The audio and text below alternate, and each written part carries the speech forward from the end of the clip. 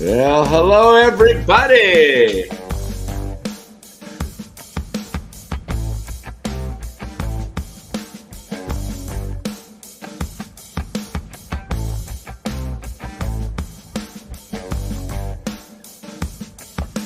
Man, oh man, guys.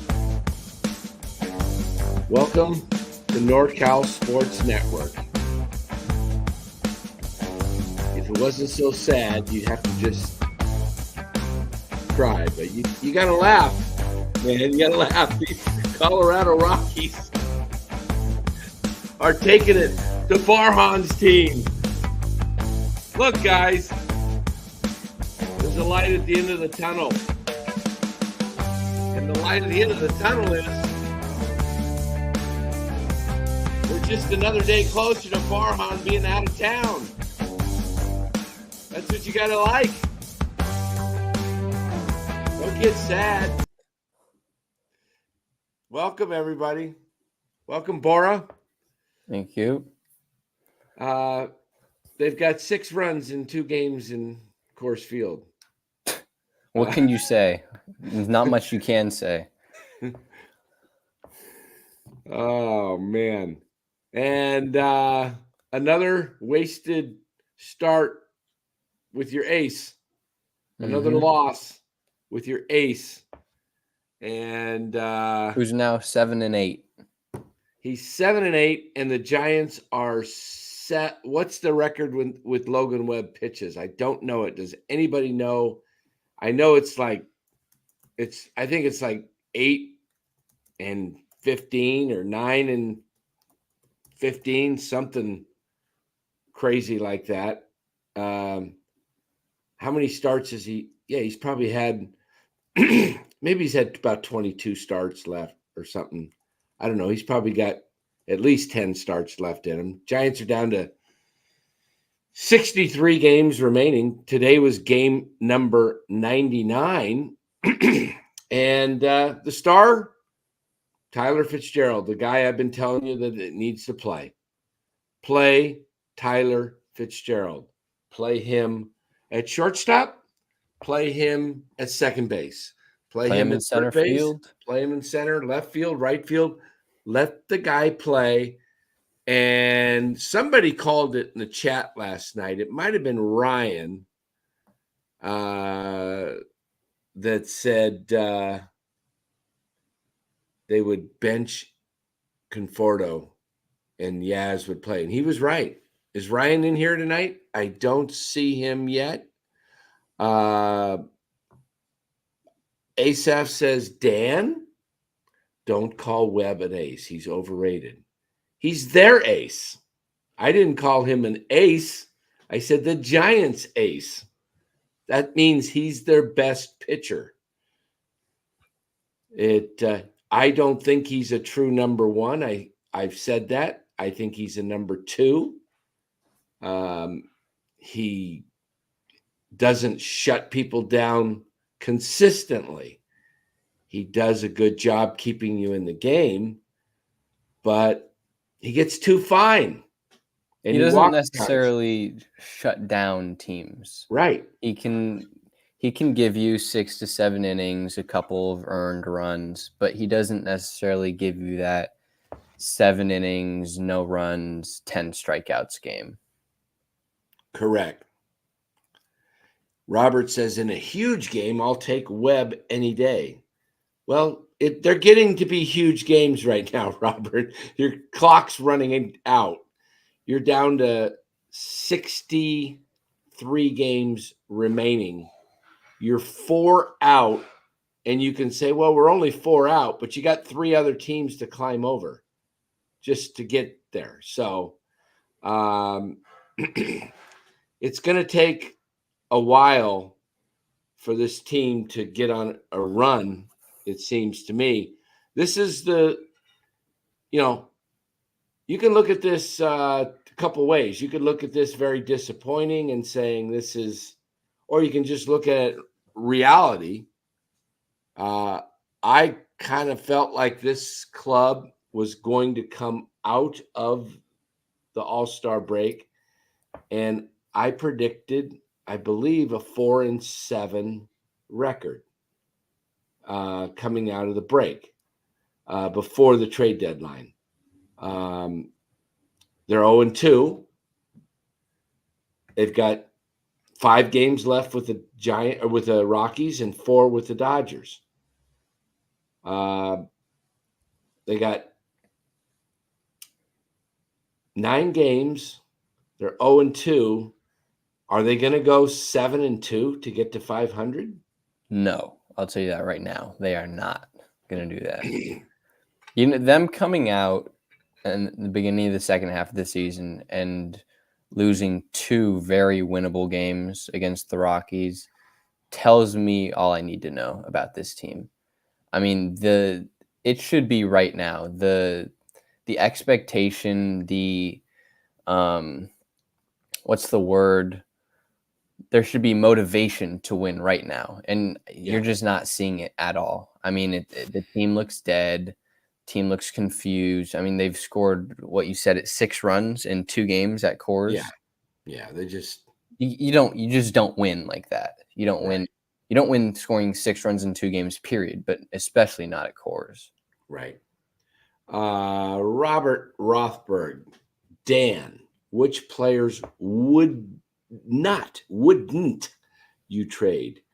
I would not trade Elliot Ramos unless I would trade Ramos if you give me a star back. I don't think that's going to happen. But if you were giving me if he was in a package with Ramos and Duvall and somebody else, and you're giving me somebody like a Gunnar Henderson, but that's not going to happen. Okay, I'm just saying. Elliot Ramos is pretty much the most untouchable player on the he is the most untouchable player they have. They really don't have any untouchables besides him, in my view. I would not trade Matos until I could see what he did for a full season. This is why they're foolish. They do this platoon crap. Think about this. They're playing a 33-year-old Mike Yastrzemski hitting what? 244. Is he up to 244 now? Yeah, he's up to 244. So he's Yaz is actually he's not having a bad season. He's having a pretty good season. He did hit that triple, and you know what I like to see from Yaz? He's sprinting. Yeah. And that's good to see because he's had hamstring issues in the past. Right. You can tell that he's pretty much 100% healthy right now. He's getting those triples. He's back. He's legging these out, and he's really going all out. Okay, so he's up to 244. Okay, I didn't realize that he's kind of quietly surged in the last. He has. Week. All right. He's a good trade piece. That's what you I would need. trade him. Yeah. I would trade him. You need that. You need somebody that can actually him and Conforto to look good. I was just thinking about this earlier today. I would get on the phone with the Yankees right now, and I would package Yaz and Chapman to the Yankees for some of their prospects because the Alex Verdugo right now is in a huge slump. They could move Yaz over to the left, or they could move Soto over to the left and plug in Yaz at right. And DJ LeMahieu is probably done in the big leagues. He's batting like 100 something with a 400 OPS. He's terrible. He's terrible. So I think and the Yankees are going to go for it. So I think you could get something. You could definitely get something for Chapman. I think you can get a decent prospect back for Yaz. If you could them in for something to the Yankees, I think that would be. You want to trade Yaz and Chapman. Mm-hmm. Let's see what not a lot of value here, but let's see what we can come up with. Not a lot of value on that trade value site, but the Yankees are desperate. They need to win now. They have pressure, and they're right now they're what else do the corner Yankees outfield need? spot. What else do the Yankees need? Do they need a reliever? No, they're pretty good. All right, let's see what the Yankees can give us. We don't have a ton to. This value is just at 5, so we need to find somebody that's who's a prospect. I mean, I don't love the Yankees prospects, so the only prospect I would be interested in from the Yankees is Dominguez. Yeah, he's too much. He's going to be pretty good, I think, but I don't like Spencer Jones too much. He's a highly touted prospect, but I think he's almost 24 and he's in Double-A still. How about Ben Rice? I don't think they're trading Ben Rice because he's their current first baseman right now. Yeah. Mike says the Yankees need a lefty reliever. Taylor Rogers, maybe. All right, let's throw in Taylor Rogers in this deal. Let's sweeten it up and see what we can get. Taylor Rogers. We will add Taylor Rogers to this. Come on. All right, I got to go back to page 1. See it. Okay, there's Taylor Rogers. Taylor Rogers. Where'd you go? I thought you were on page 1. I guess you're on page 2. Boy, the Giants' values. While you do that, Dan, let me just go through the lineup. Soler 0 for 4 with 2 strikeouts. He's not looking good at all. Matos 0 for 3. Matos to me is a little tough because I want him to play. I want him to be really good. And he needs playing time. But Correct. he at the same time, he in order to become a full-time player on this roster and pretty much on a roster, he's going to need to start showing something like Ramos did. When Ramos came up earlier in the year, he wasn't just given a full-time spot. He had to earn it himself, and he did. In his limited at-bats, he was doing something with that. Matos, while he doesn't have these everyday reps, in his limited at-bats is not getting it done.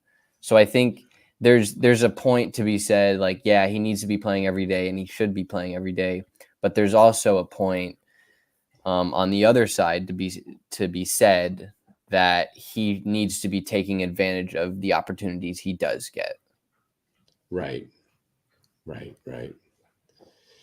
Yeah, it's interesting looking here at the values of. I am going through and digging. Tyler Fitzgerald, for example, they have here as a 0.3. I mean, that just is like no value whatsoever to trade. Trenton Brooks is 0.1. Flores is now a negative -0.111. Flores looks done. He looks done. Jordan Hicks is a -5. Tom Murphy's a -9. Taylor Rogers -11. Yeah, you're not trading these guys. Jorge Soler -14. Robbie but the thing that the site doesn't show you is the that it's a seller's market this year, and it varies from team to team based on how dependent they are, how much they need a player, how much they're pressurized into making the playoffs and making a run.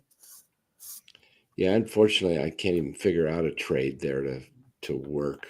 Let's get to this super chat by Nick. We doing call-ins tonight. Yeah, we can do a call-in. You know what? We'll just put the link out there for you, and we'll have you come on. I don't want to do a phone call-ins on the phone. You could come in on here. You don't have to put your screen. You can go stop cam just like that if you want to just talk. It's easier to talk directly here than a phone. That way, both Bor and I can hear you. So we'll do I know you're going to have some stuff. Yeah, everyone won tonight, Lou, ahead of us. The Diamondbacks, the Padres. Did the Mets win? Let's take a look. We'll take a look. Did you watch the Dodgers Red Sox game? No, I meant to. I was just. It was a great game. It was a great game. Yeah. Dang, what was it? What was the score? 11-10 or something, or 9-8, or what was the score? I think it was might have been 7-6. Or yeah. All right, I got it right here. Let's pull this up here. Present. Yeah, 7-6. All right. ESPN. Here we go. Full scoreboard. All right. Astros lead the Mariners, and if you see behind me, the Astros are in first place at the top of the screen there. If you guys look at the hats up above there, well, I have to move it. See? Astros are on top. They have mathematically caught up with the Mariners. Rays whooped the Yankees today 9-1. Cardinals in the first game of a doubleheader fall to the Braves 3-2. Tigers beat the Blue Jays. Blue Jays look like sellers to me. I think the Blue Jays are done.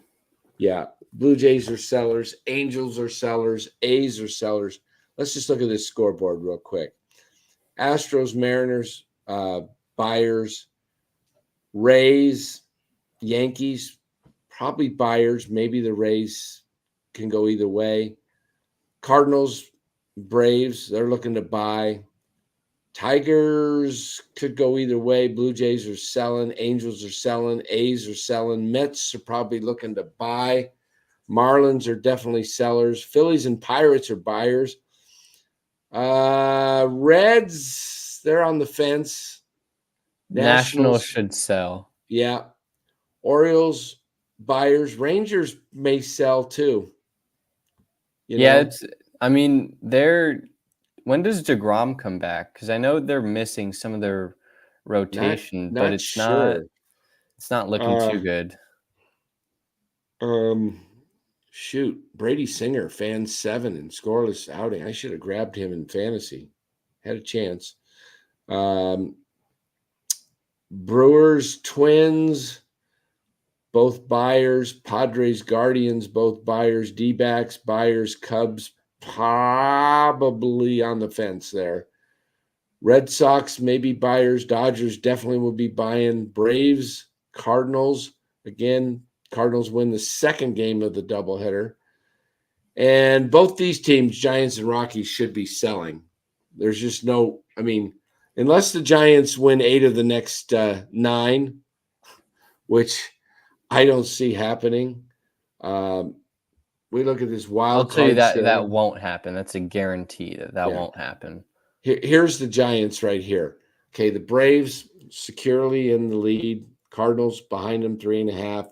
Mets 1. Diamondbacks 1. Pirates have won 6 in a row. They're an exciting ball club. Remember, when I did predictions early in the season, Pirates were my sleeper team. Padres, they're right there. Then the Giants are 4 back. Look at the Giants' run differential. Yep, minus 32. To me, that tells me all I need to know. I think run differential is a pretty good indication of how good a team is. And the Giants don't have a good run differential. No. In the American League, the top 1, 2, 3, 4, 5 teams for the wild card, all positive. In the National, it's kind of weird. The Cardinals are that is a little weird. But tells you the Reds might make a move. Mm-hmm. So they might be a little unlucky. Yeah, I mean they're tied with the Giants, but their run differential, that's there's like a difference of 60, 6 runs there. Mm-hmm. Yeah, so Cincinnati scored 441, giving up 407. Giants 433, 465. That tells you that the Giants' offense isn't good and the pitching isn't good either. Right. It just tells you a little. Yeah, it does. So we look at that. Yeah, it's a tough loss. Tyro Estrada 0 for 4 again. He's hitting 219 with a 610 OPS. I'm wondering, when is the point where you start platooning him? Because his defense is great, Yeah. but his offense is just horrendous. He's not stealing bases. He's obviously bulked up, and I bet that him bulking up has slowed him down a little bit. That's probably one of the reasons why he's not stealing bases. It's just, it's not working out. This team has too many holes. They have some good pieces. They have some bad pieces. It's not a good team. Right. It's just, they don't have any, they don't have a play style. A lot of good teams. That's a good point. A play style. They do not have a play style. A lot of they good do. Teams. It's boring. Exactly. A lot of good teams have a play style, whether it's hitting home runs, hitting in the clutch, hitting with runners in scoring position, playing small ball. The Giants are just all over the place. They'll hit a couple home runs some games. They'll bunt. I mean, no, they won't bunt. They won't hit in runners in scoring position either. I mean, they don't run. They're bad. They don't take off stealing. They only very selective. It seems like Matt Chapman's the only one that attempts steals on this team. I don't know what happened to Estrada, who had over 20 last year.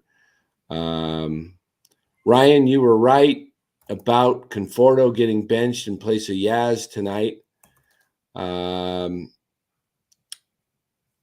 Somebody is. I'm a little worried about the Giants the next week getting kind of wiped out and getting. They're 5 under right now.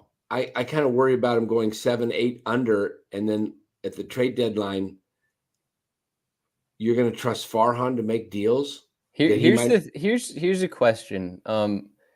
Let's say they're 5 under at the deadline, right? And Farhan buys. Let's say he trades Matos and he trades Luciano for whoever, right? Is that an indication that he's on the hot seat? Yes, I believe so. Right? Because there's pressure for him to win. Yeah, if there's pressure for him to win, Giants management should be more clear. They need to be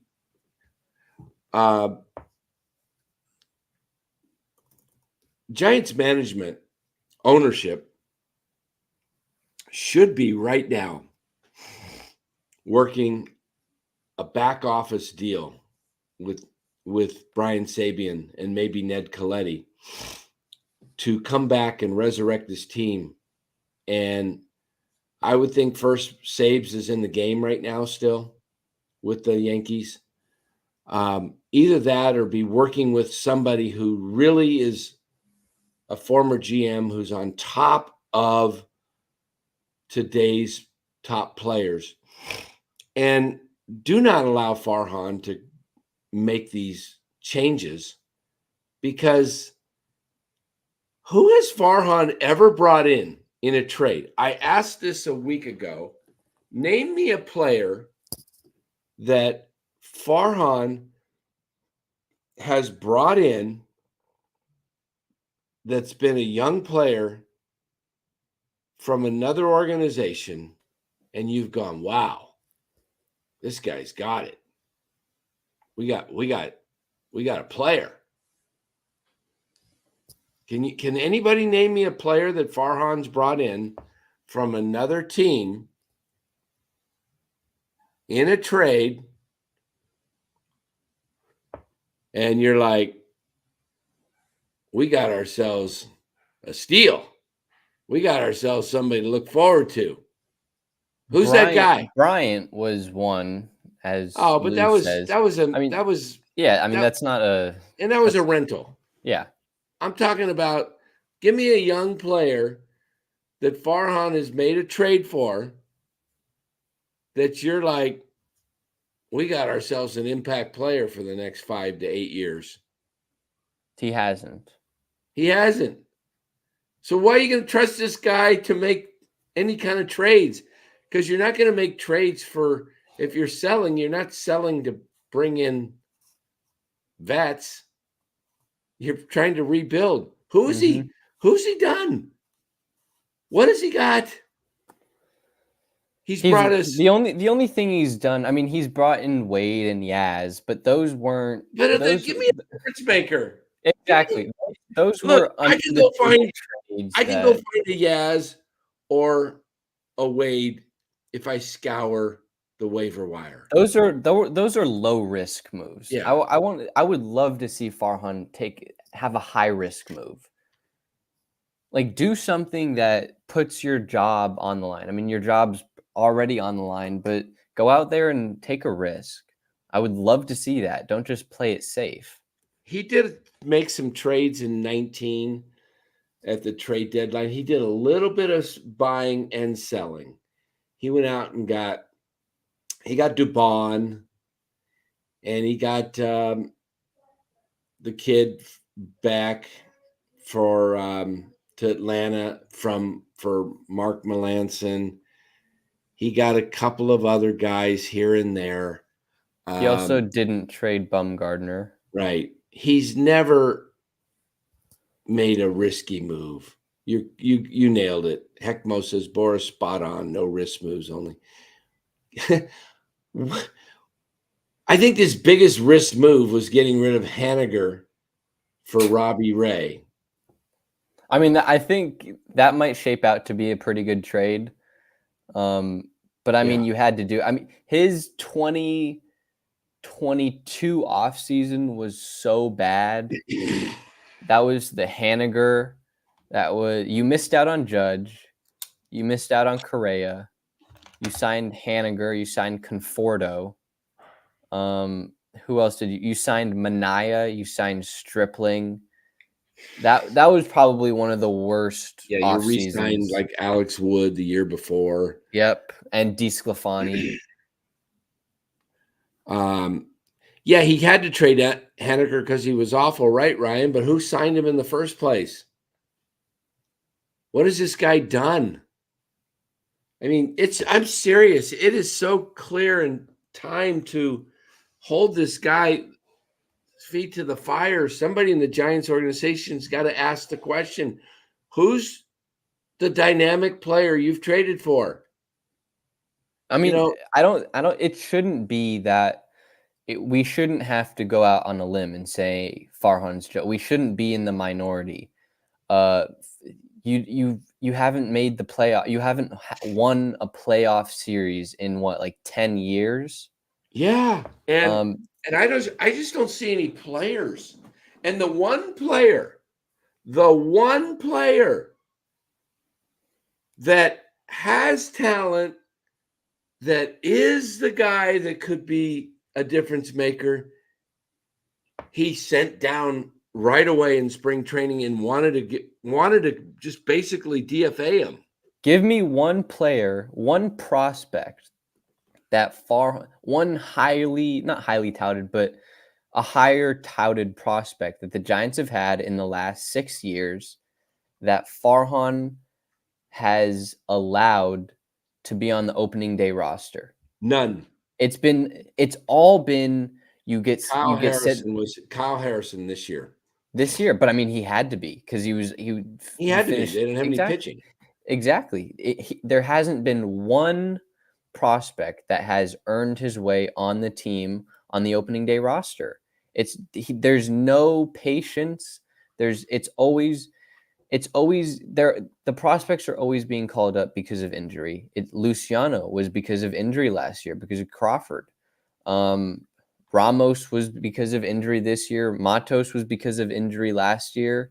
Remember, Matos was called up last year because Haniger got hit in the hand. Bailey was called up last year because Bart was gone. I mean, Bailey would have been in AAA last year if Bart we wouldn't was even still on seen the Bailey. team.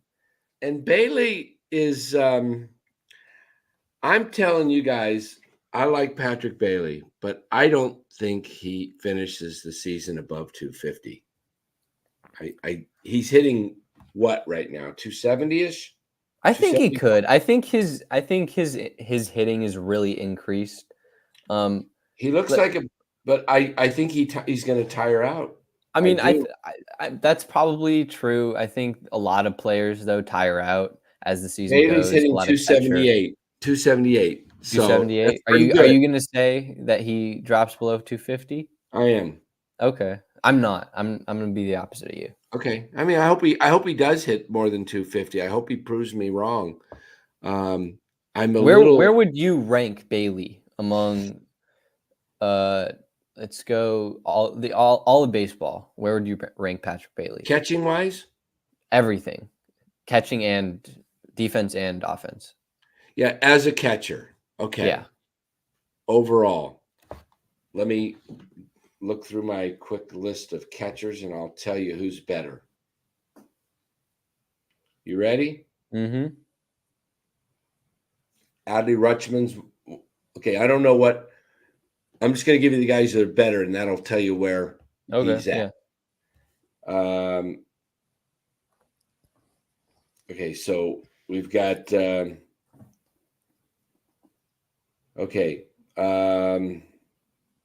almost like Diaz at Houston, but I think Bailey's probably slightly better. Okay,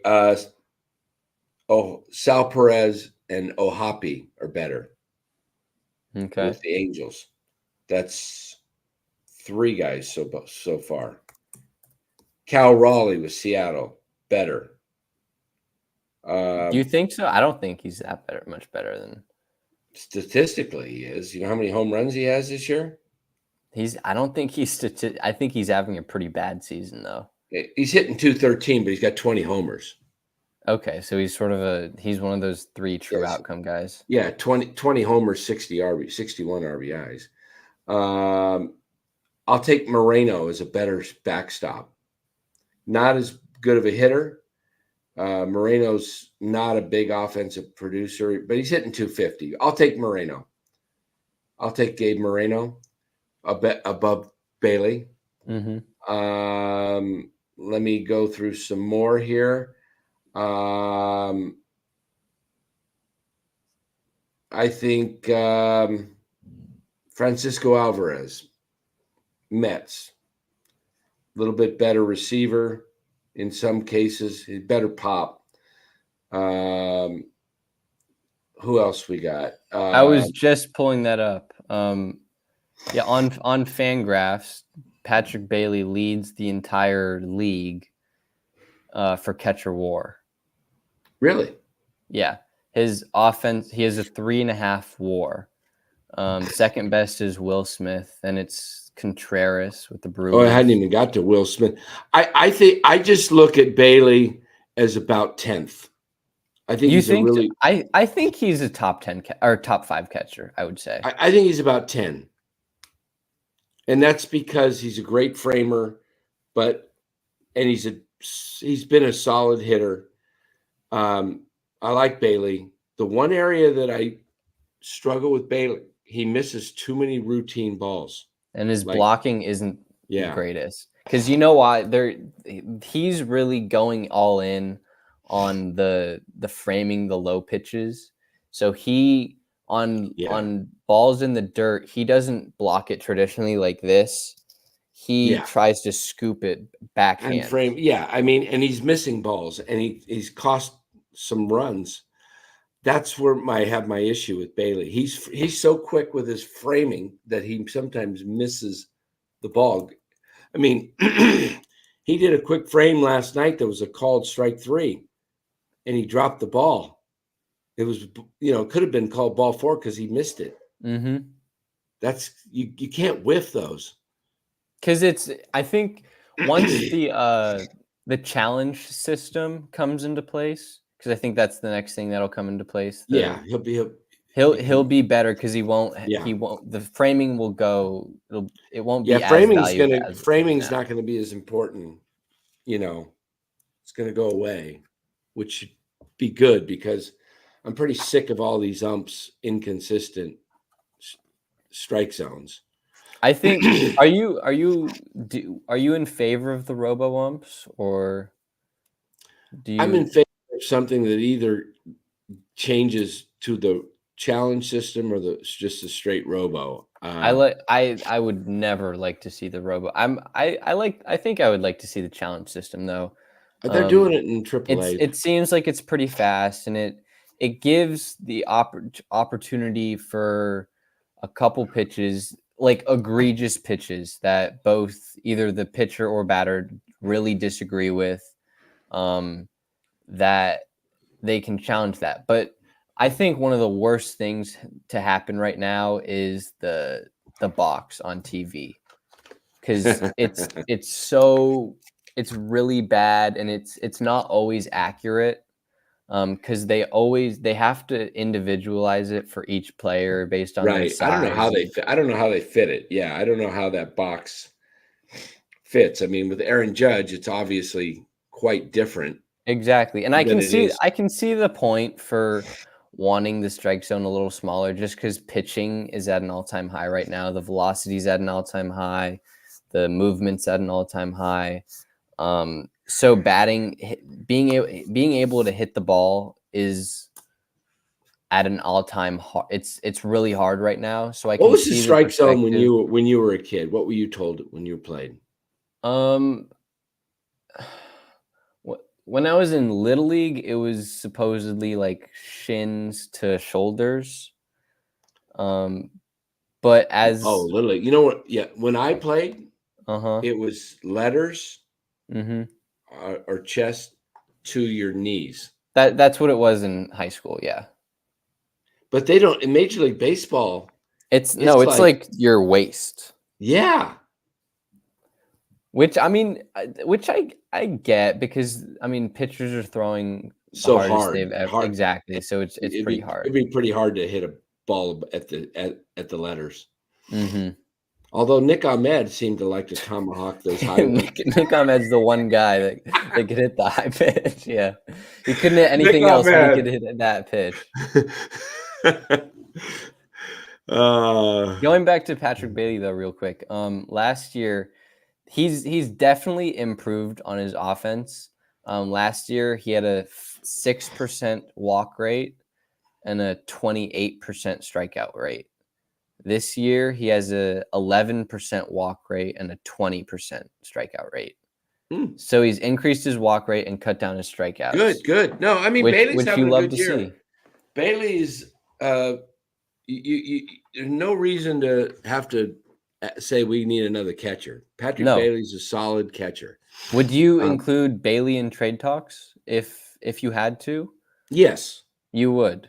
Yeah, there's nobody on this team that's untouchable except. I wouldn't, because you don't have anybody else in the organization. Depends on what's coming back. If you can get a. If you're going to give me that kid from San Diego, Salas. Okay.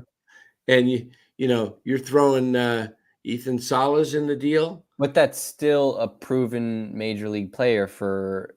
Oh, I'll take Ethan Salas. 17-year-old prospect. Yeah, but he's going to be a stud. If the Padres want Patrick Bailey and they want Ethan Salas, I mean, you're going to have to give up a lot more than Bailey though to get Ethan Salas. Oh, of course, yeah. I mean, I don't even know if the Padres are going to. He might be untouchable for them. Yeah, I mean, Bailey's he's a good player. He's going to be a solid backstop for the Giants, hopefully for the next 8 years, 10 years. But this team needs remade. This team's years away from competing. Oh yeah, I mean at the earliest, if they sell and they do what you and I have said, I think the earliest they would be in the mix for contention would be 27, 28. when is Bryce Eldridge supposedly gonna come up? 27. 27? Yeah, maybe 26 he makes it up at some point. But I think when Bryce Eldridge comes up, um, I think at that point you should be not going all in, but you should really start to make a little push because I yeah, think he's going to be really good. You know who's really starting to hit in rookie ball is Walker Martin. Walker Martin. Oh, excuse me. He's right down here. I should go see him. We should. Um, hold on one sec. I got my nose, darn congestion. Yeah, Walker Martin. There was like a video clip of him just absolutely barreling a high fastball for like 440, Good. 107 off the bat, I think. Yeah, I think he could be good. He I could think be they your had a good. future shortstop.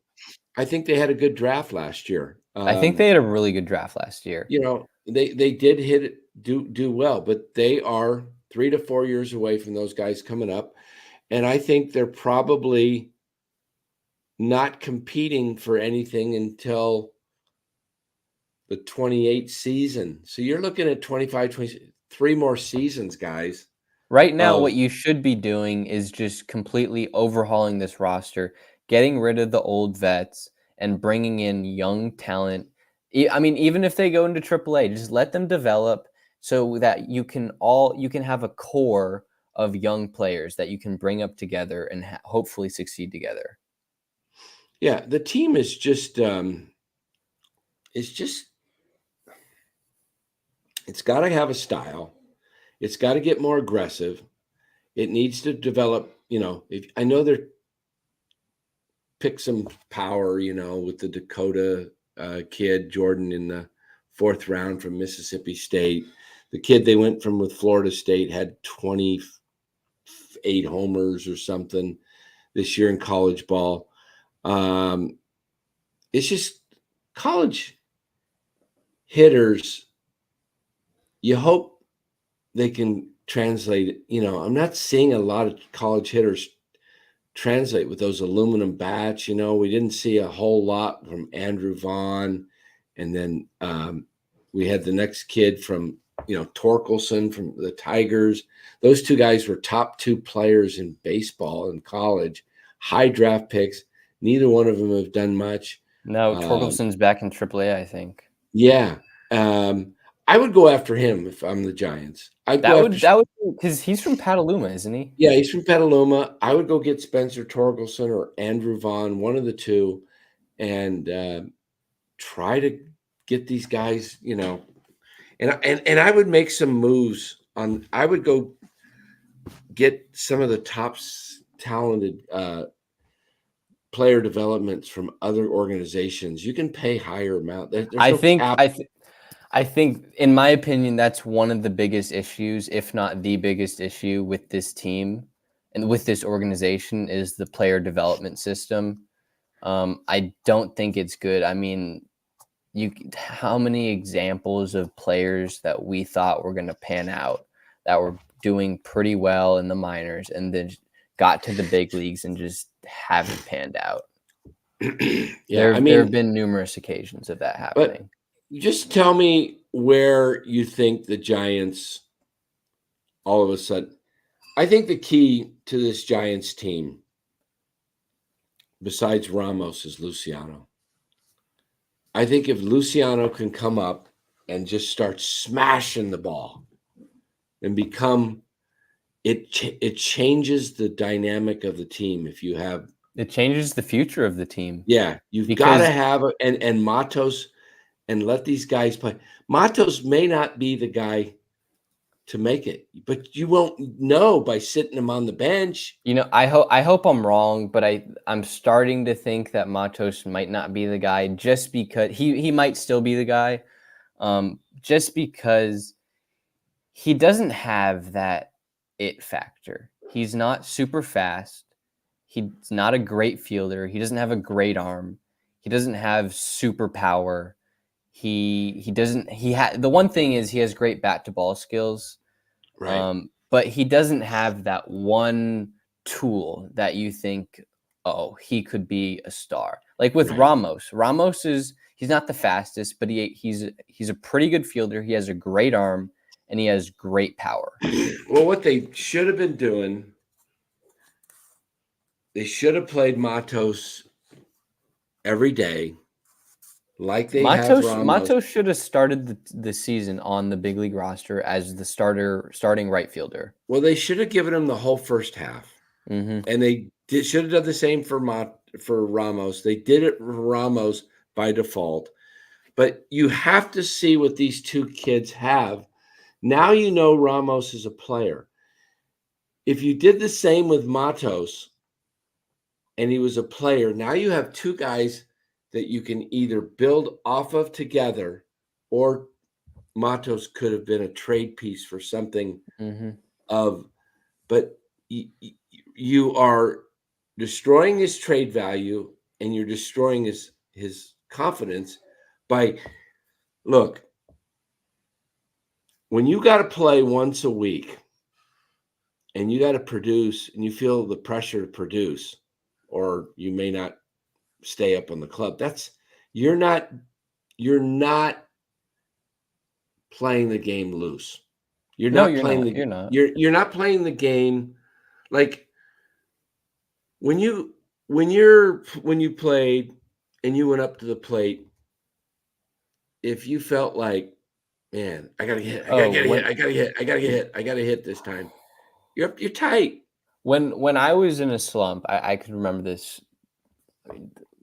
When I was in a slump my senior year, it was bad. I mean, I was not hitting. I was striking out. And it would you're always trying to make adjustments. Right. You're always trying to fix something. And half the time it's just a slump. Slump happens. And nothing needs fixing. But what happens is you just start pressing and you start wearing yourself out mentally and physically. Because if you're in a slump, you're always, like I just said, you're always trying to fix something. So you're spending extra time in the batting cage. You're over exhausting yourself. And you're always just constantly thinking about your slump. And that it can take a toll on you. It can take a toll on you physically. It can take a toll on you mentally. And you can, I mean, sometimes hitters never come out of a slump. Some young hitters just that are highly touted prospects, they rake through the minor leagues, and then they just can't figure it out for some reason. And sometimes it's not even physical. It's just they have a mental block that they can't get through, and it just never happens. And that's why you see that's why you see some players sometimes later in their careers start to figure it out, whether it's a change of scenery or they change something up. Sometimes it's just a block, and you need to overcome the block. Right. I'm going to try and see if I can I have not been able to sign in. Username, and I put my username in on Twitter or X, and it just will not verify your identity by entering in the username associated with your X account. And I'm putting it in, it won't take it.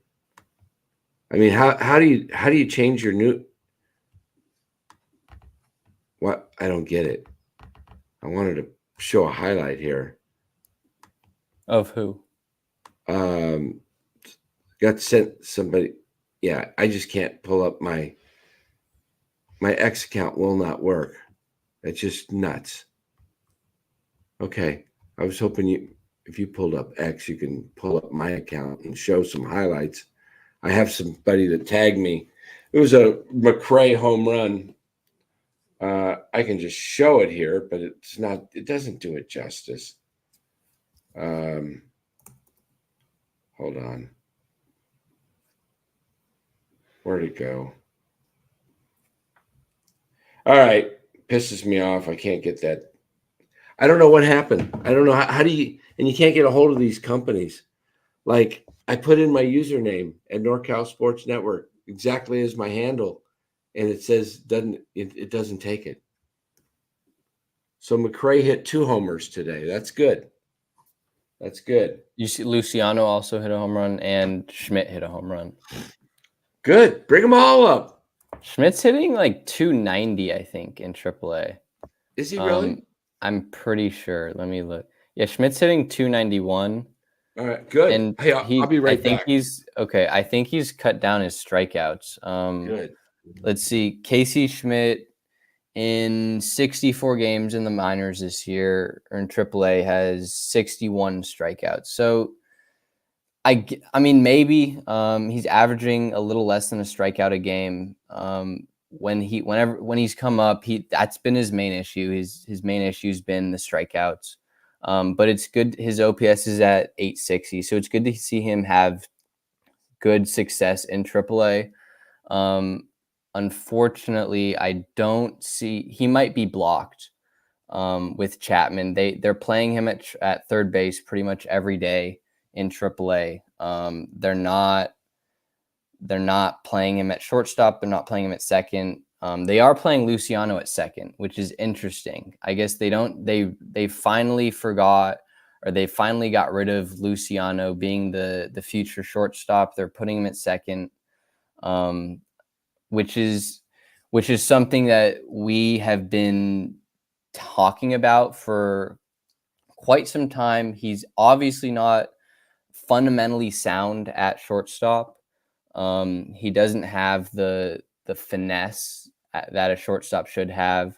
I think he would be a fine DH or first baseman, like Dan has said repeated amount of times. He has power and he has athleticism, and that plays. I mean, when he was up this year, he was their best hitter for about a week. I think he hit nearly 400. And the only things that got him sent down was his defense. He got injured. That might have been a fluke injury. We don't know, but he has a legit bat. And if that bat can play, then he could be a player. Because I think in 2021, he was as high as like I know he was a top 10 MLB prospect. He might have been as high as the number 5 MLB overall prospect. That might have been inflated just because they projected him as a shortstop, and shortstops are valuable. But his bat is legit. If he can put it together, he could be your 30 home run guy. He has great power to all sides of the field. If he can put it together offensively, and he can be an average defender, then you might have something. Don't know what happened to my camera here. Hold on. Nick says put out the link, and he's in. Hold on, let me get my let me fix my camera here 1 sec.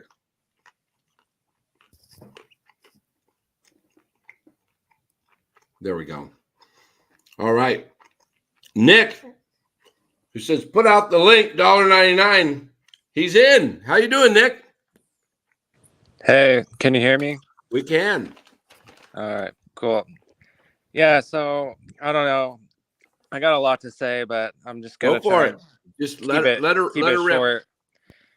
Look, I called this the last time I called in. This team is not good. Here's the problem.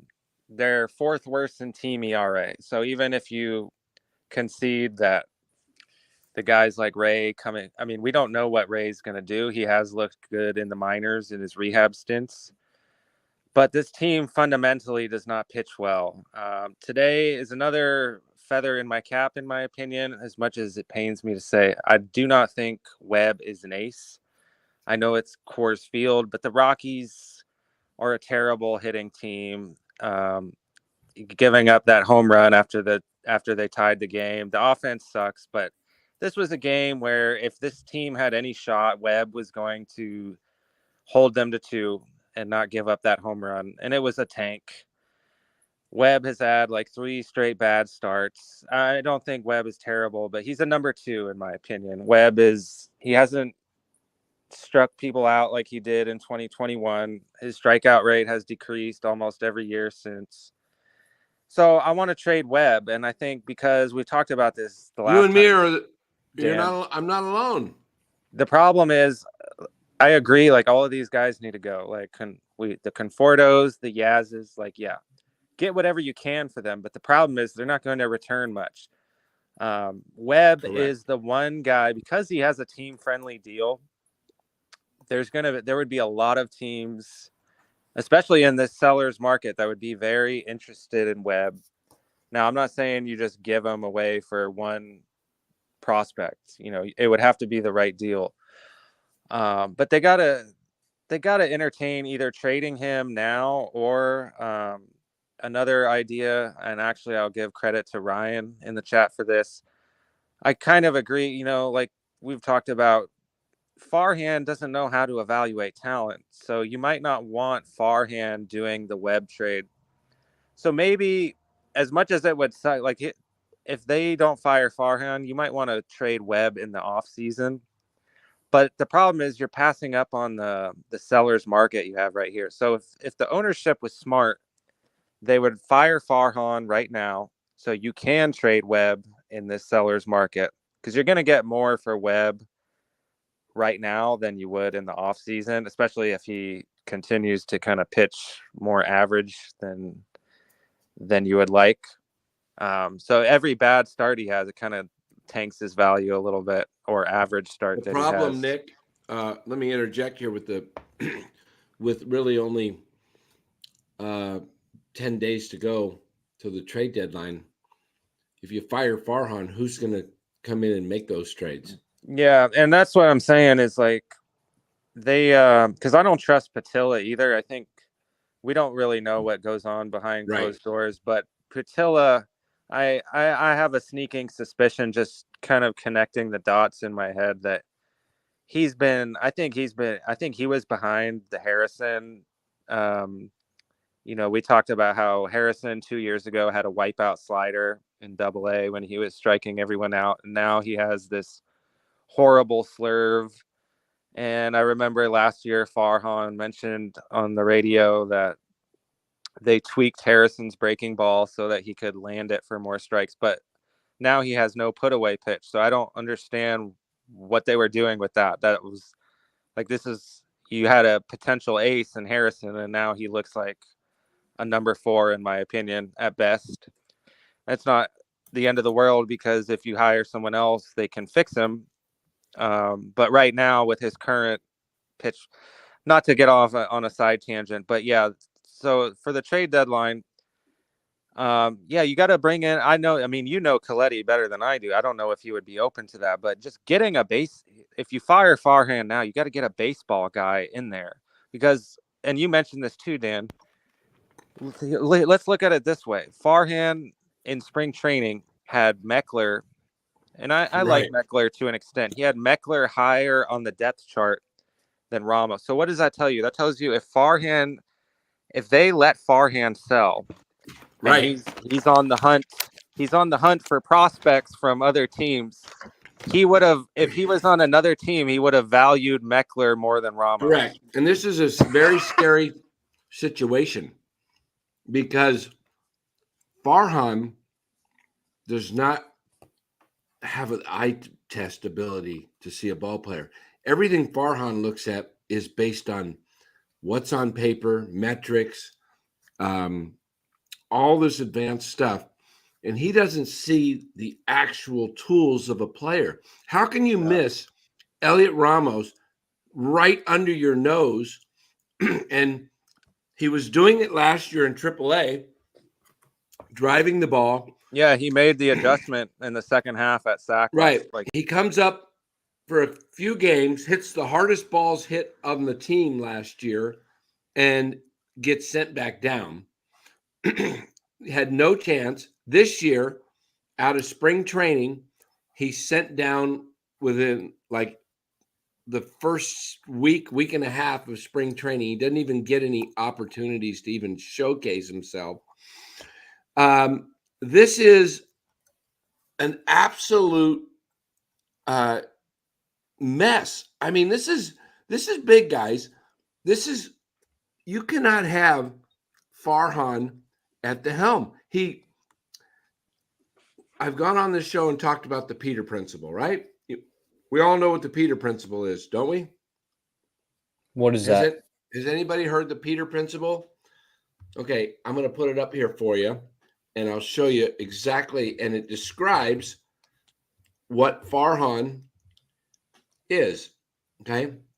And let me just pull it right up here, and we'll read it.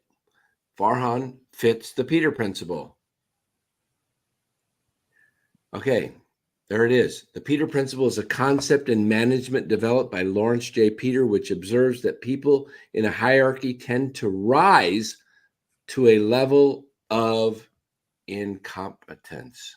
Where did it go? Hold on. It didn't tell me the word. It was missing. It just went, aha. We'll look at it here.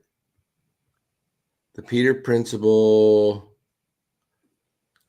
Competent employees will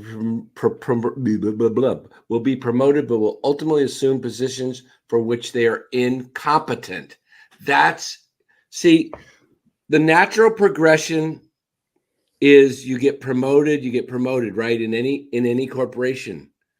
And then you get to a point where he's just over his head. He's not a president of baseball ops. At Dodgers, he wasn't the main guy. He wasn't the guy doing it. And he was not doing it with the A's. And you just put him in this giant position, no pun intended, but you put him in this position as the president of baseball operations of the fifth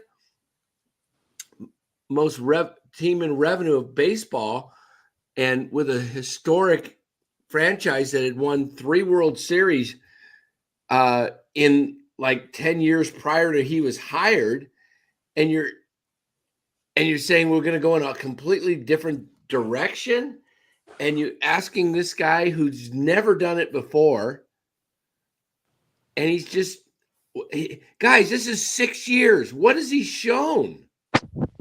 Yeah, to me, like with Farhan, the Wade deal, like Yastrzemski, that is like there's a place for him in a front office, and it's like as an assistant, right? Those are assistant type moves. Like, oh, great, you got to like Max Muncy. Oh, great, good job, good. Let's give you a head pat for that one. Good job, but they're not franchise altering. Even Muncy, which is probably his best one that they apparently credit him with in LA. Muncy, he's not a franchise chain. He's a good bat. He's a bad defensive player. Like, yeah, good job, good win. It's not a bad thing that you found him, but it's not going to drastically alter the direction of your franchise. Like the Dodgers would have still been good without Max Muncy. Let's be honest. And then the same goes for Wade. I like Wade, but Wade's another guy. I keep thinking about this and I keep arguing with myself. I'm like, well, maybe they should hold on to some pieces because I don't know if I want to do like a straight tear down. But the more I think about it, I think we have to. I think you have, like, here's the problem. They if they're going to sell, they have to go all in on a sell, because when you half-ass it, that's kind of what they did in the beginning in 2019. They kind of half-assed the rebuild, and then, they were competitive in the pandemic season, and then they had that fluke 107 win season, and then nothing got. The problem when you do that is nothing gets built.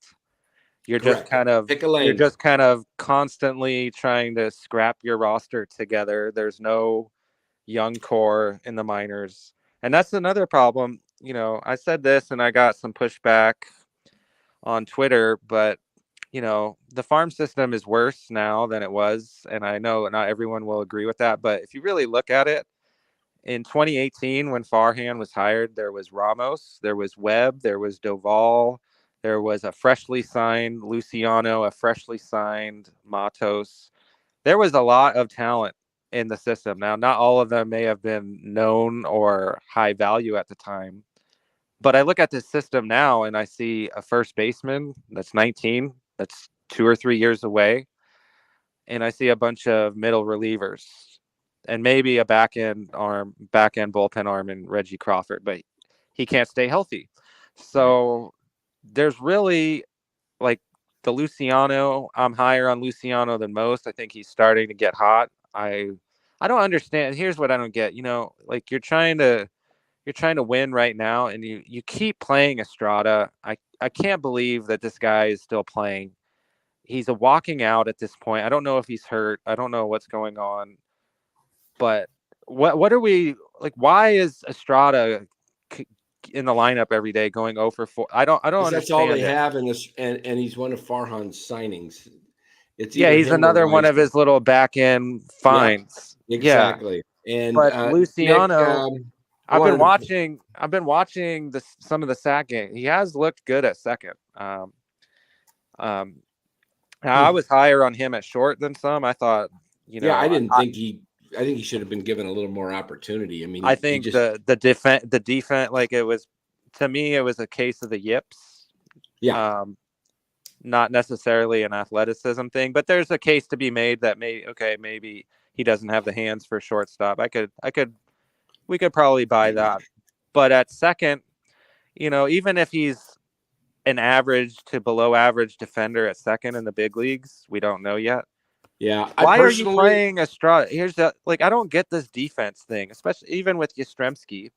We hear all along about how great Yastrzemski's defense is and how great Chapman's defense is. The team is fourth worst in run prevention. So what good is that defense doing? Who cares? Like I can't, like, I don't give a shit. Like, they don't prevent runs. They don't prevent runs. Right. So why not put some impact bats in there? The bats need to be in there. This is what I've been saying. One of the things I will say this, Nick, and appreciate you being on. Last year at the trade deadline, I said trade Wilmer. He's having a career year. Trade Wilmer. Now Wilmer's value's in the tank. It's worthless. You can't get anything for a slow hitter whose bat speed has slowed down tremendously. And I wonder too if they keep Wade and then you go into next year with Wade, because I think Wade has one more year of control. Yep. What happens when Wade gets off to a slow start next year and then he really has no value because he doesn't have power? I shouldn't say he has no power, but you know what I mean. He doesn't hit for the power you would like from a first baseman, and he's not very fast. He does play a pretty good first base. But if he doesn't get off to the start that he has this year, next year, then you really, right now, that's the thing. You got to think about it. Like right now, there would be a lot of teams interested in Wade that would really bolster a lineup. There's a lot of teams that think like Farhan does with the on-base percentage, where I think they would even overvalue Wade a little. I really think, especially because he has another year of control, that would be a reasonable cost. I think you could get a top 100 prospect for Wade. I really do. You might. They definitely. The problem is just Farhan pulling the triggers here. So it's a rough go. I don't think they're going to be good for at least 3 years, 3 or 4 years. 3 or 4, most likely. I think you're looking at probably your first winning record might be 28. But yeah, that's the other thing. Like, this whole, even before they've kind of gone into this, when they were hovering around 500 and people were talking about the third wild card, that's what I want to avoid. This team should never be talking about the third wild card again. There's no reason why this team, with the ballpark they play in, and say what you will about ownership, they did spend the money. It wasn't spent correctly. But they have shown they're willing to spend, in my opinion. It's not like this isn't the Brewers, okay? They're not running out $80 million payrolls. That's a good point. I've seen so many people on the internet trashing the ownership over Farhan. I think ownership deserves its flack, but at the same time, I mean, they did how much money did they spend this offseason? I mean, even isn't the that even the their whole past job? even the past 2 years, which you could argue, yeah, they should have. Like, I really was wanting. Wish they had gone after Seager. I really wanted Seager. I thought that would have hurt the Dodgers. That would have been a really bold move. But I don't. Ownership. They were willing to spend 13 years on Correa. So I'm almost positive Farhan went, oh no, he's gonna move to third base in a couple years, and he will not be worth. You know what I mean? So it's like if ownership's willing to spend 200 million, I don't really have many questions about them other than the fact that they don't fire Farhan. That's my only beef with them right now. They continue to give this guy year after year after year, and the fact is, the farm system, it's going to be bad because I think Birdsong is going to graduate. They're going to need him. So he's not even going to be considered a prospect next year. Harrison's going to graduate. Then you're looking at what? I think Luciano might graduate too. We'll see. But you have one guy who's 19 and at first base. There's a very good chance this farm system is ranked 25th going into next year, especially because they didn't have a second and third round pick. So, why would this guy keep his job if you go into next year, you spent 230 million on a sub 500 record and the farm system is terrible? Like, what has been built? Nothing has been built. You are in a worse position now than you were. I wasn't the biggest Bobby Evans fan either, but it was never this bad under him. I mean, yeah, they lost 98 games, but they had a bunch of talent in the system, like I just said. Yeah. So, what do you think, Bora? Last night, I don't know if you're on the show. I tried to convince Bora that they need to trade Webb, and he said he wasn't ready yet. What do you think, Bora? Are you being convinced that they, after listening to Nick, or do you still think that they should hold on to Webb? Well, hold on. Before he answers that, I will say it has to. I'm not trading him for one decent. It's got to be. I want three top prospects. Got to be a haul. But I'll say this. At this point, if they're hovering around 500, one, it would never happen, and two, I wouldn't do that just because the only reason and time I would trade Webb is if they would go into full rebuild mode and they don't have any pieces around them, and if Webb is the only piece that can get them something. Because right now they have some pieces to get them something. They have a Yaz, they have Wade's. They have pieces around them to be able to get some prospects. If the whole team was just complete garbage and Webb was the only shining star on the team, then yeah, I would be for trading Webb. But right now, Webb isn't the only guy who's playing well. So I wouldn't trade Webb.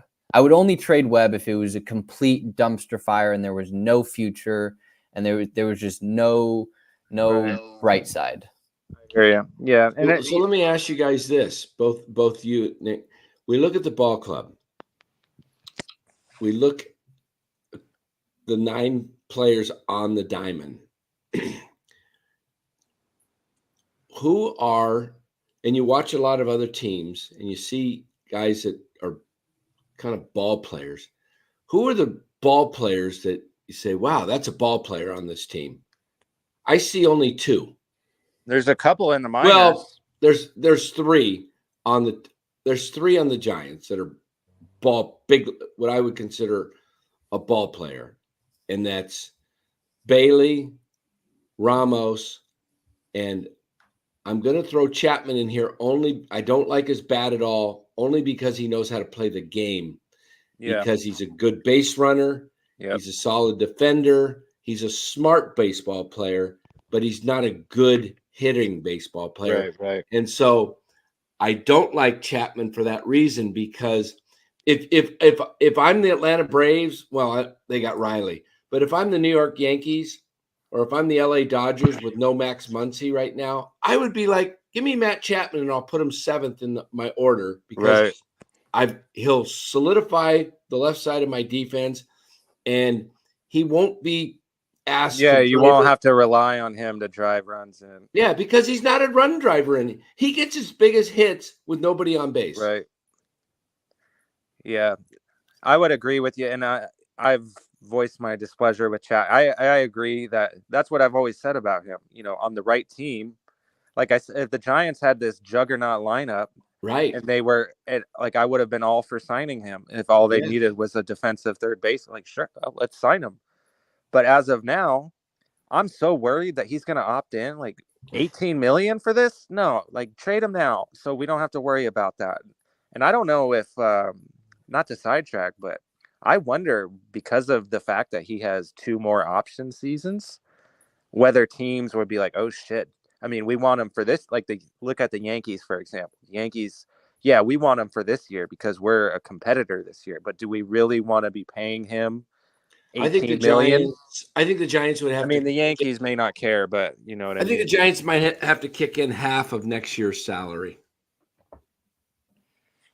That's the trouble with Farhan's player. Like, dude, I'm so sick of these player option deals because it may not ruin their value, but it certainly lessens it. It makes it harder to trade them. It just shows Farhan is desperate. He can't negotiate from a position of strength because he can't get the free agent that he wants. And so he loses out on all the top guys. And then he gets the second or third tier. Yeah, he goes to the bargain bin. He gets Haniger and the agents are like, okay, you want to come here? You're going to have to give him an opt-out after the first year.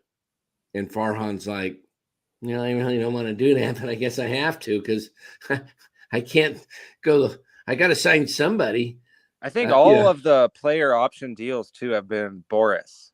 I think all of them are Boris. Yeah, Snell, Chapman, Conforto is Boris, too, I believe. I don't know about Haniger. Maybe Haniger wasn't, but Haniger was a horrible deal anyway. Buyout after 4 years, but he got grossly overpaid. Yeah, and Murphy. What about the Murphy sign? I know that's kind of small potatoes compared to the other disaster, but what a dumb signing that was. You had Joey Bart, and he was the perfect backup catcher, in my opinion. But to answer your question, as far as ball player, I will agree with you. Chapman is a ball player. He should be hitting 7th or 8th, right? But he's hitting 5th on this team. He was hitting cleanup for a while. I agree. He's he's a ball player. Ramos is a ball player. Bailey. I would even consider Wade. That he doesn't hit for enough power, but if he was like legitimately, a 4, like he's got like a 430 on base, like I have to kind of give it to him at that point. Yeah. Because other teams would have a very like Wade is kind of useless on the Giants because nobody can drive him in. But his on base would really come into play for like the Yankees, like with Judge and Soto. They would love Wade. They would love Wade in that Wade lineup. Could be who is the Yankees leadoff hitter right now? I think they lead off with Volpe, don't they? Yeah.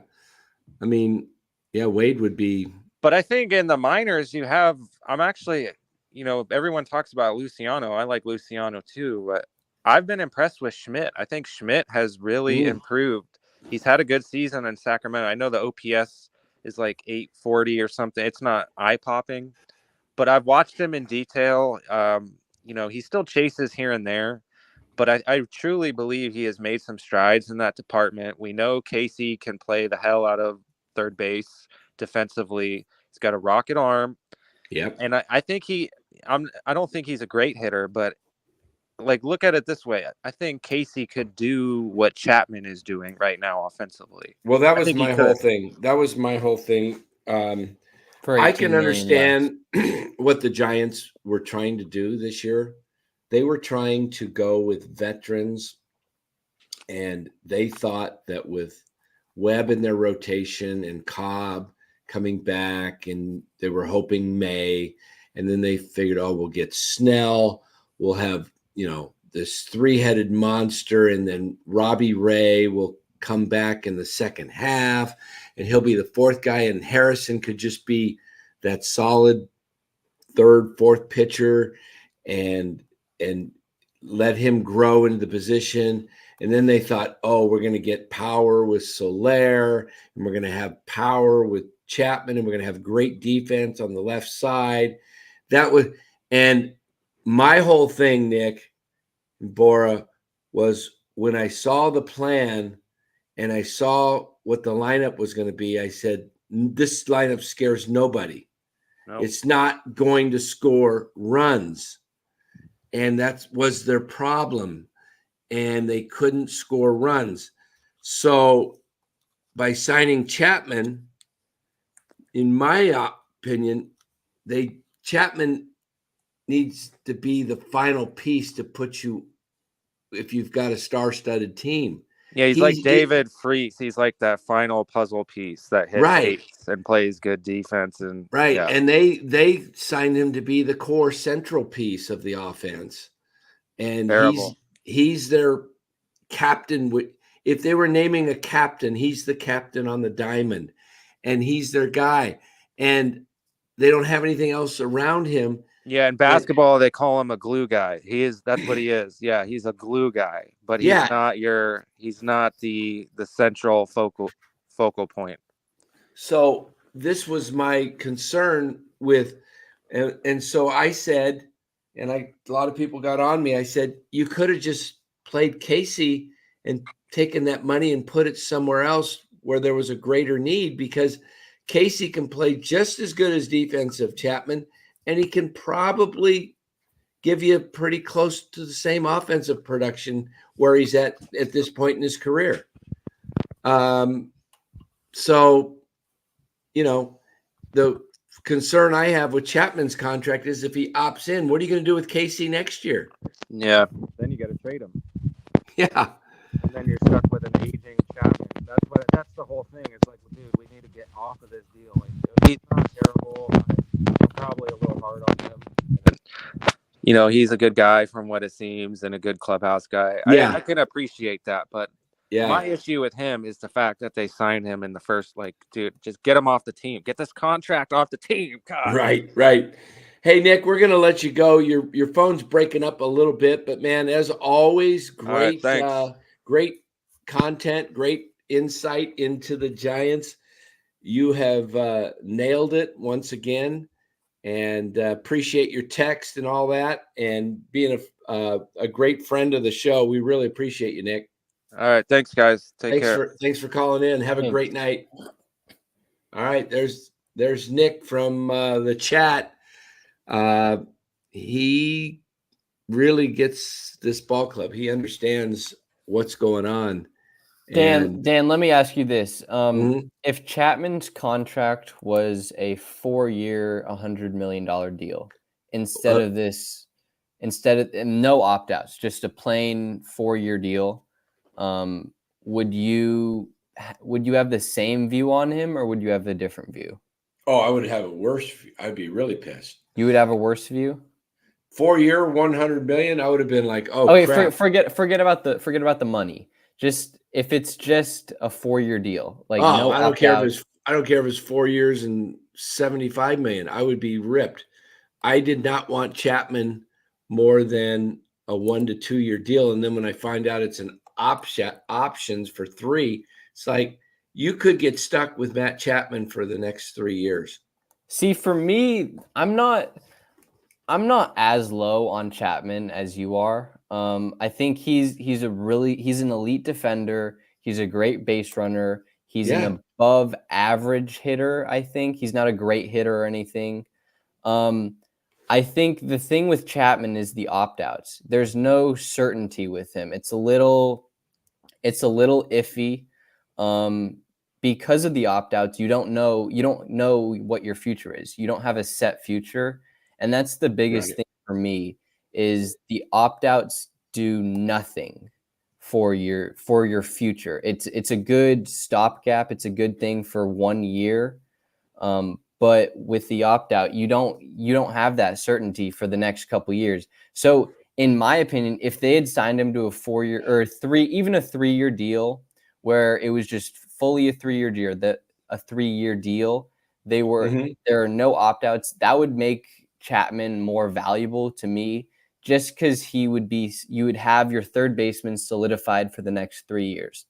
Now you're thinking of trading Chapman. You don't know whether he'll opt in or opt out, and that can affect your free agency or your prospects coming up through the system, because you don't know what the future is on your third base at your third base position. Well, I feel like you drafted Casey Schmidt as a second-round pick. He's 25. They said he was the next Matt Chapman defensively. Mm-hmm. You basically have blocked him with Matt Chapman, who, in my opinion, is not a great hitting, a guy that you can just count on. Like, you know how when you got to score a run and you got runners in base and you got certain guys that come up and you're just like, oh, yes. Even you're watching the Dodgers and Will Smith. Oh, guy's going to drive in the run. He always comes through in the clutch, or Ohtani or Freeman or Betts, or, you're watching certain teams and you're just going, you can see a guy that's just going to, Chapman with runners in, you're just going to go, the likelihood is he's going to either pop up or strike out.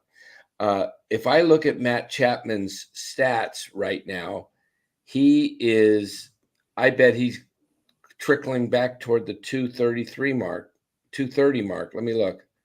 Box score, Chapman, 234. He's hanging in there. Mm-hmm. So, I mean, he's going to hit you anywhere between 220 and 240.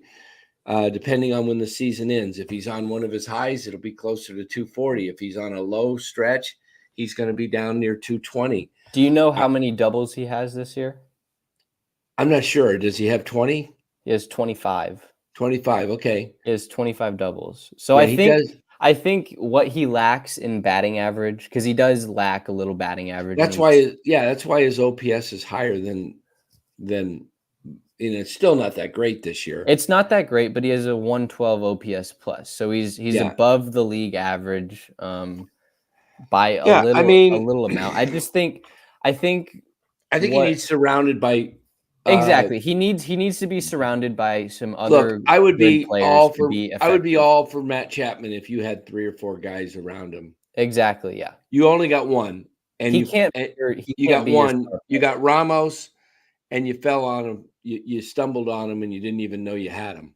I think Wade could be a protector, but the lineup needs to look something like this. You need to find next year, I guess it's going to be Jung-Hoo Lee leading off. And then your best hitter right now generally is batting second in your lineup with most teams, and that would be Ramos. The problem with the Giants going forward, they don't have anything. There's nothing. They need a high power bat. There's nothing had it in a long time. They need a high power bat that will give you 30 plus homers a year, and maybe Soler will give you that next year because you're locked into him. You know what I would go? I would try to make Luciano. I would try to turn Luciano into that guy that's the number 3 hitter. Mm-hmm. And I like him at first base if I can find a good second baseman. I think Wisely could be your everyday second baseman. I'd make Wisely. We'll see. I don't know if Wisely's an everyday player. He could be. I mean, you have to find out, though. That's the thing. You have to find out. Well, you should be finding out right now. You should move off of Estrada, and what you need to do is make Wisely what they need to do the rest of the year, in my opinion. Mm-hmm. Trade Wade and get something for him. Yeah, I'm with you on that. They should be developing Luciano at first base right now in the minors, letting him learn the position. They don't have a first baseman at all in the system except Eldridge, and What are you going to do for first base for the next 2 years? It needs to be a productive position. It needs to be hitting a minimum of 25 homers at first base. I would make Luciano my first baseman. I would make Wisely my second baseman. I'd make Fitzgerald my shortstop. Yeah. He's got athleticism. And I would make Schmidt my third baseman. Matos in left. I guess you're going to have to put Lee in center because that's where he plays. He's probably you're talking next year? Yeah. Okay. Yeah. And Ramos in right. But Lee might be better suited for a left field, personally. Who would you place in center? Ramos. I don't necessarily like Ramos in center. I think he's a little more valuable on the corners. You could put him in right and Matos in center. I'm fine with that. I think Lee is your best center fielder. He is. I'm a little worried about, injury, but Lee's fine. Stick him in center field. And then I would try and find another bat. If you got Luciano and Ramos, you're going to need another bat in there. You're going to have to make a trade because we've looked at this before. I'm pretty sure the upcoming free agent class isn't the best. No. I mean, you're going to have Alonso out there, and they're not going to get him. They're going to have Soto. They're not going to get him. Forget those two guys. They're staying in New York. Whether they switch New York teams or what, they're going to be in New York, I think.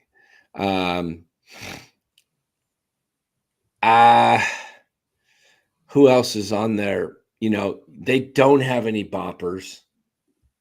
So you need to build your team differently.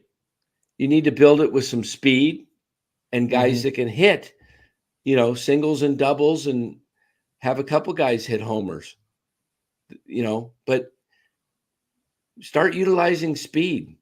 You know who has speed in AAA? Grant McCray, who hit 2 home runs. I think he has like 12 stolen bases in AAA already this year. You need something. I agree. You need speed, because I think speed is actually one of the most valuable things to have because you can turn a single into double, right? Into a double. You can get yourself into scoring position.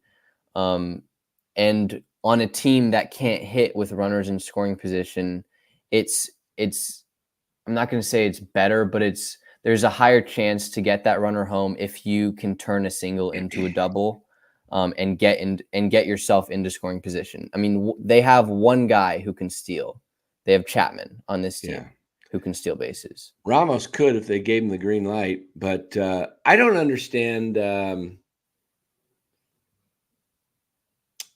just the whole process, what they're gonna do, why they don't play Fitzgerald at all. They give him a game a week at most, and every time he performs. Why don't you just stick him in there? I mean, make him the shortstop, make Wisely the left second baseman, move off of Estrada. What is Estrada giving you? He's not giving you anything because I'll tell you, defense is valuable, but it's not as valuable to a 500 team as it is to a playoff team. Right. Because in the playoffs, defense matters. The playoff, it's timely hitting and defense. Here's it just hit me, Bara. Check this out. A lot of these players like Estrada, Conforto, Yaz, Chapman, they'd be pretty good ball players on really good teams. Phillies, Yankees, Braves. But they are the best player. They're like, there's like this group of like mid players, and it's the whole group is mid. Yeah. So there's nobody that like is alpha. That's a really good point. And to all the people saying that the players have to play, right? They are playing. The problem was the expectations going into the season. So many people thought this was a guaranteed playoff team, that they were guaranteed to win 85 to 90 games. And that just wasn't true. They're just an average team. I mean, Yaz is performing right now. He has a OPS plus of 118. Solaire's right around 100. Ramos is 150. That's his OPS. Conforto's a 111. Chapman's a 112. Bailey's Who a was 150? Ramos? Yeah, Ramos is 150. Bailey's a 125. So most of your lineup is hitting. And I mean, Webb is having a decent season. He's not having a great season. I think the issue, I mean, the whole team is an issue, but the bullpen has been really good. I think the starting pitching inconsistency has been one of their major problems, just because you've had Webb.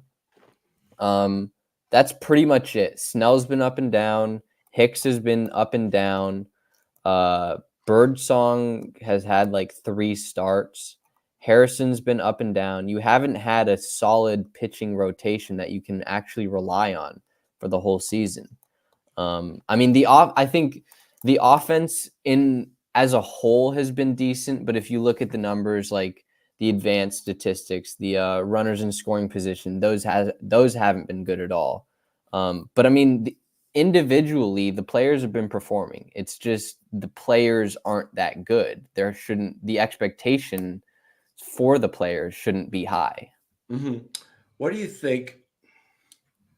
Because the team, to me, and why I kind of see them as average to below average, they have a lot of guys that do things that are okay, but none of them do it great consistently. And so this is why they're a 500 team, because a few days a week they're going to look good, and a few days a week they're going to go back to what they're super inconsistent. Yeah, they're either playing above their capabilities or they're playing to their capabilities most of the time. And that's why because they play to their capability, which is average, the majority of the time, that's why they're below 500. And when they get on a streak, it's because they're playing above their capability for a short period of time. Does that make sense? That makes sense. But I mean, have they had what's their longest winning streak this year? 4. 4? I mean, come on. That's if your longest winning streak is 4, then you don't need to say much else. Yeah. You're just not putting together long winning streaks. You're just not a good team. You can't put together. You don't have I think they won 8 of 9 at one point. Did they win 5 maybe? Maybe they won 5. Let me take a look. They might have won 5 in a row during when Luciano was up. Let me just look here. I'll pull it right up. Here we go. We'll pull this up. Let's take a look and see. I know they did 4, but it might have been 5. Okay. It was toward the end of May. All right. May on game 45. 1, 2, 3, 4. They won 4, then lost, and then they won 1, 2, 3, 4. See that game 50 through 53? That's it. So they've won 4 in a row twice. They just happened to win that stretch where they won 8 of 9. And who was up at that time? Ramos, Matos, and Luciano, all 3. What a coincidence, right? Yeah. And since then, they've only won 3. Since the end of May, they won 3 on June 5th through the 8th. They won 3 on June 24th through the 26th. They haven't won 3 since. That's it. This team is just. They just can't seem to get to 500. They can't even get to 500. They're constantly 4 or 5 games under 500 and they go on a mini streak and you think, oh, this is it. This is their run. But it just never happens. Yeah. Yeah. It's a flawed team. And, try to tell everybody this, not trying to dog and be a hater. I'm basically just trying to tell you the reality of the situation as I saw it. Now, I could have been way off, but you weren't. I mean, it happens, you try to be right in your assessment of the team. It's easier to be right when you're in reality. I used to look at the Giants growing up as a kid and a young adult with I wasn't objective, and so I looked at them from a fan standpoint of view, and I didn't look at the rest of the teams in baseball. I just looked at them and I said, oh, this guy's good, because all I do is listen to what the club feeds you. We hear all about, all these guys, like right now, who's the guy we're hearing? Eldridge, right? You better hope Eldridge is good. Otherwise it's going to be a really, really rough. But you'd buy into these guys and you'd look at them and you'd say, well, they're pretty good, based on this and that. And in and itself, these guys are good. But I think the biggest thing, if you watch a lot of baseball, is you'll notice the Giants lack athleticism compared to a lot of teams. They completely lack athleticism. I mean, and I don't know if that's an organizational philosophy or it is what it is. But it doesn't help when Lamont Wade has a hamstring injury and you bring him back about a week or two early, and he's not super athletic anyway. He's not super athletic anyway, and he's obviously not right, and they have him jogging. Right. I mean, just get him 100% right. I mean, Farhan had said this in the offseason. We want to get faster. We want to get more athletic. Where is that? I guess they got Chapman, but I mean, Soler isn't fast or athletic. I guess Lee would have been that guy. I think Lee was a big loss. I don't know what he would have projected to play out as the season went on, but I think he would have figured it out a little more. He would have been a better hitter than he was. He was a really good defender. I think. Let me ask you this. If they had Lee right now playing every day with Ramos, with Chapman, with Yaz, with all these guys that they have now, what do you think their record would be? Not much different. Lee wasn't getting on base a ton. And the sad thing is without Lee, I don't know if you find out about Ramos. That's true. Because George says, come on, Dan. Chapman is way better defensively. Trade Casey and Wisenhunt and get another big bat. Well, George, my question to you is, how's that working? If Chapman is way better, how is that working? Chapman, their Giants are 5 games under 500. Chapman's on the wrong side of 30. Casey's 25. Casey's a lot less expensive. Casey's not going to bring you a lot in a trade. Chapman might bring you a little bit more just because it's a seller's market and people are looking for a vet. I think you can really get something for Chapman. Or if you can package Chapman with somebody else, like with a prospect, maybe, I think you could get something. Because I think teams value Chapman. They value his vet status and they value his... He's a hard player. He's a hard player. He knows how to play the game the right way. I give him credit. He's a hard player. The only thing I have against Chapman is his bat to ball skills when there's runners on base, key moments. He's not a big RBI guy. A guy that has 25 doubles already and is got 13 homers, got some pop, hits the ball exit velocity pretty hard when he hits it. This is a guy that should have easily at this point 60 RBIs. He should. He has 43-ish, 44. I don't know what he must be about 44 with the home run last night. He has 43. Okay. I mean, he's on pace for like 72 RBIs. I mean, do you blame him more or do you blame the whole team more? Because I mean, he's had opportunities, but at the same time, on this team, he's not going to hit. You're not going to get 100 RBIs. Definitely on this not. team.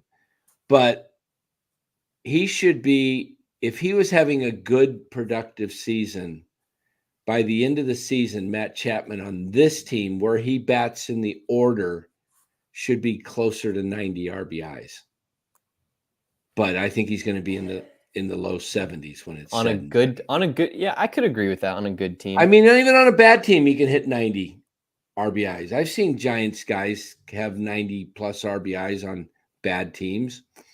I could pull up the Jack Clark years of the 1977 Giants or something like that. Matt Chapman has 9 stolen bases this year. That's his career high. Some of them have been kind of gifts with no throws. The most he's ever had was last year with 4. Wow. That's a little interesting. I don't know what that is, but I want to see what the 1977 Giants did. I'm just going to pull that up for just fun here. I have no idea, but I just remember Jack Clark.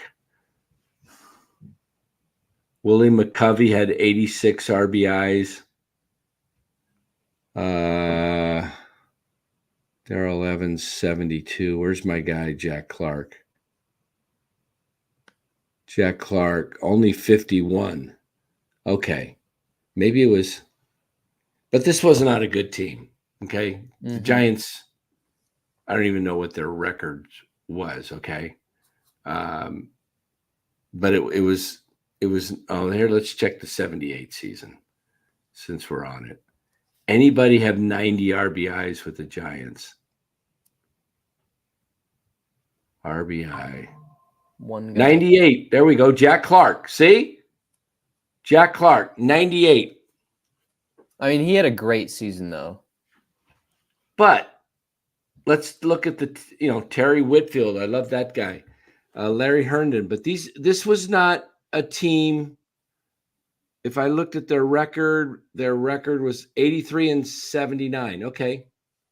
Kind of like this Giants team now. But we don't have any guys that drive in runs. Nobody on this team drives in runs consistently, except for Ramos. Ramos comes through. So let's hit the squares, guys, before we close out. You want to pull that up, Bora? Yeah. Got the new squares here. We got updated everything here too. So, guys, we need to get these squares sold. Let me get that comment out of there. Okay. All right, there we go. Look at the numbers there. Everybody's got, they're all filled in except for about 40 of them left. 43, I think, might be left. Let's get some squares sold. $15 a square gets you great seats. 4 front row seats to the Giants Atlanta Braves contest. Plus, you get to go down and watch batting practice on the field, behind the cages, and your seats. Look where they're at, guys. Look at those seats. 4 seats, and you can win those 4 seats with $15. You can buy up to 5 for a total of $75. And what's the cause? Well, let's put that other squares back up, and we'll tell you the cause. All proceeds are going to go to help Elijah, a young boy who lost his mother, and it's going to help Elijah and his family to help have a get back to normal. You can see at the bottom there, the GoFundMe.com/F/helping Elijah navigate a new normal. But you can go to GoFundMe and just put in helping Elijah, and it'll pop up if you want to read about it. But as a channel, we're trying to raise $1,500 and get this. We want to have the drawing. You guys want to see what the drawing is going to look like? This is what it's going to look like. Hold on here. When we get this thing filled out, it's going to be a suspenseful drawing. It is going to be, where did it go? Where did it go? Did we put it in here? No, I don't think we put it in there. Oh, I still got to put it in here then. Okay. I found a cool drawing. Let me see if I can find it.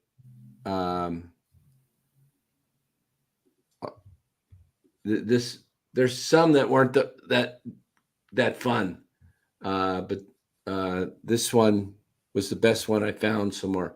Random. What do we call that? Number generator. Yeah, what's going on here? I hate that when that does it. Okay, random. There we go. All right. Where was the good one? Picker. This one. All right, let me show you guys what it's going to look like. We're going to do it on the show once we fill these squares. We want to fill them up. Can you guys see that? Mm-hmm. All right, this is what it's going to look like. We're going to pick a number, and it's going to go. We're going to spin. Who's going to win?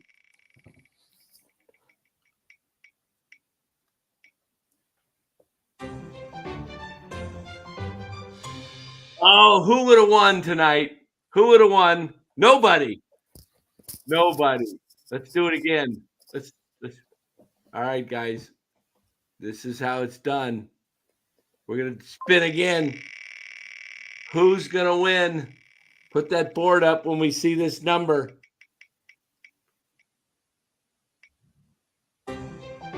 Oh! Say hey, kid, I won. I won.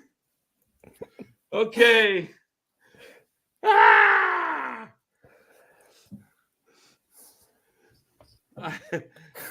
It's going to happen.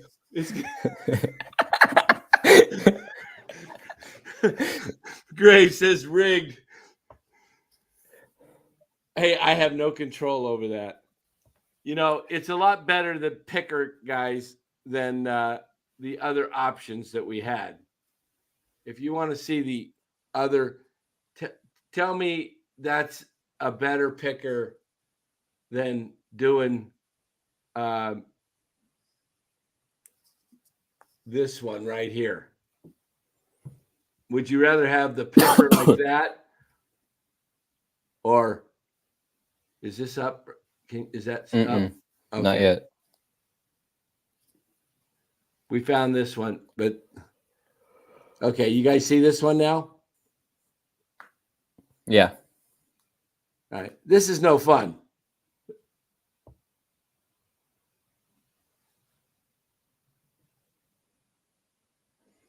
Well, that's a little better than the ones we looked at last night. That's true, yeah.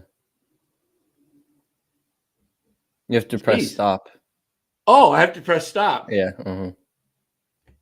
18. Okay. I don't like it when I have to press stop. I just let the wheel go. 18. So who would have won that one? Nobody. Nobody? Okay, guys. See, look, you're passing up your chances. Get a square. If I would have won 24, I would have donated. I might have said, hey, Bora, you want to go to the game? I would have said yes, Dan. I'd love to go to the game. Sit right in the front row, man, and get some batting practice. Sit with Lou and yell at Duvall and get thrown out. Hey, Lou, is you still out there?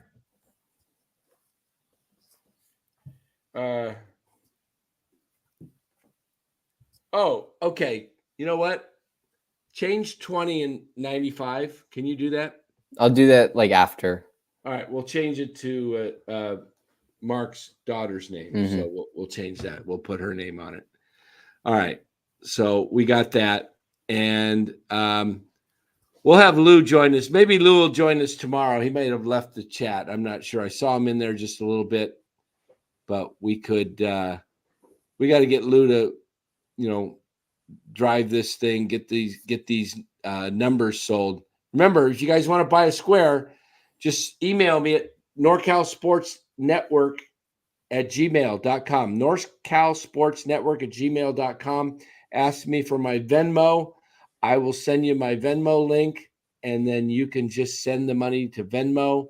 It's $15 a square. If you want 2 squares, show them the numbers up there again. The numbers? Okay. That are available. And guys, you can look at the numbers that are available. Front row, first top row, number 3 is available. Then you got 13, 14, and 18. The third row is gone, sold out. And the fourth row, we got 36, 37, and 39. And then we got 43, 45, 6, 7, 8, and 9. I'm surprised 49 hasn't been taken, being a 49er country. And then you got 51, 56, 57, 59, and 60, 63, 4, 5, 68, and 70. 72 through 76 is available, 79 and 80. And then you got 80, that's Jerry Rice. Somebody's got to grab that. Come on. 82 through 84, 89 and 90, and then 91, 92, 94, 96, 98. So those numbers are still available. Grab, get in and call or send an email to me. And yeah, we'll get you set up. Los D in the house from the Bay Area. How's it going, Los? Say hello to the kid. What's up, Los? Mark says, Bora, want a square? Sure, I'll take a square, Mark. He's going to take you up on that, Mark. You got a number, Bora? Here, let's see. 49, 80. 04 gone. 4's gone. Yeah. Let me think about it. I'll think about it and get back to you. You got a favorite Giant? No, I don't. Favorite 49er? Who's your favorite 49er player? Right now? Brock is available. Is 13 available? Yeah, it is. All right, 13's available. What else is available? Old timers 80. McCaffrey available? No. Boza? What's Boza? 97? That's taken. Oh, I bet you Kyle took Boza. Probably. Yeah.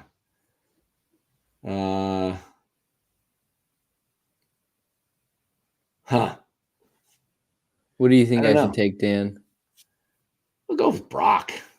13. Should I take 13? Yeah. All right, I'll take 13. 13. 13. Okay. Bora, gonna go with 13. Yeah, we are going to wrap it up here and let's get this thing going. But tomorrow night we'll come back. Giants play in the daytime, but we'll be back tomorrow night at 8:30, guys. So have a great Sunday. Make sure you get up early in the morning before the game starts in honor of the game. Go clean your garage. Go sweep it. Go sweep that garage or that back patio in honor of a sweep for the Giants tomorrow. Bring out your brooms. All right. Got $15 paid, so you can add 13 to the list for Bora. Thank you, Mark. I appreciate it. There it is. Thank you. Big shout out to Mark Graves. Thank you, Mark. All right, guys. Tomorrow night, 8:30. We'll be back. Until then, have a great Sunday. And like I said, go clean that back patio. Sweep it up good. We'll see you tomorrow. Have a great one. Oh, you know what? I forgot one other thing to tell you. We've got guests coming next week. We're going to have Marty Lurie on, okay? Haven't determined the night, probably midweek, maybe Wednesday night, but we will be getting Marty Lurie on next week, working on Ned Colletti, but stay tuned with that. We'll be doing that, and we just want you to stay tuned here to NorCal Sports Network, where we got the Giants covered. And anything else, Bora, you got final to say? Nope. I said everything I needed to say. All right. Yep. Let's get those kids playing, guys. Mm-hmm. See you tomorrow night. Have a good one.